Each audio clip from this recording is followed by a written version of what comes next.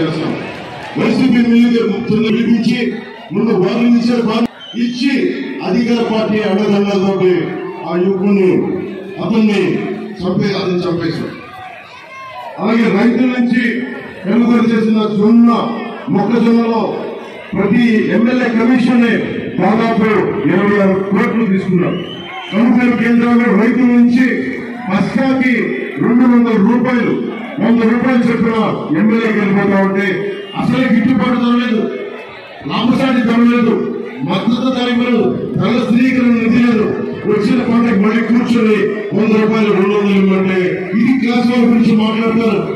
కష్టం కళ్ళ కలిగించి రక్తాన్ని మరిగించి పండించిన రైతుకి, భూమిని తిరిగిన రైతుకి మళ్ళీ ఎమ్మెల్యే కూర్చొని దోపిడీ చేస్తే ఎక్కడికి పాల్పోతాం? పోలవరం గురించి మాట్లాడితే పోలవరం గురించి నాకు తెలియదు అంటారు అప్పుడు బ్రహ్మం గారు. ఏదైనా మాట్లాడితే నాకు నవీన ప్రతి ఒక్కరు రైలు వేస్తాం కదా, ఆయన తొమ్మిది ఇచ్చేస్తాం. పిచ్చి పిచ్చ మీరు ఆలోచించారు.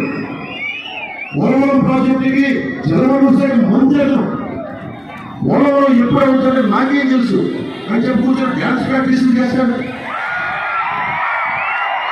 ప్రమోషన్ అనుకుంటున్నారా? మీరు ఈ శ్రమాలు అనుకుంటున్నారా?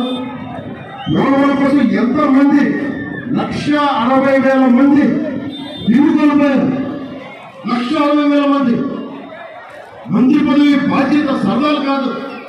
నేను సినిమాలో డాన్స్ చేస్తాం, నేను చేయడానికి ఆలోచిస్తాం. సరదాగా డాన్స్ చేయడానికి కాదు, కూర్చొని సీరియస్ గా హీరోలా కూర్చోబెట్టి డాన్స్ చేయడానికి మంత్రి పదవి ఇచ్చింది. Please subscribe .news.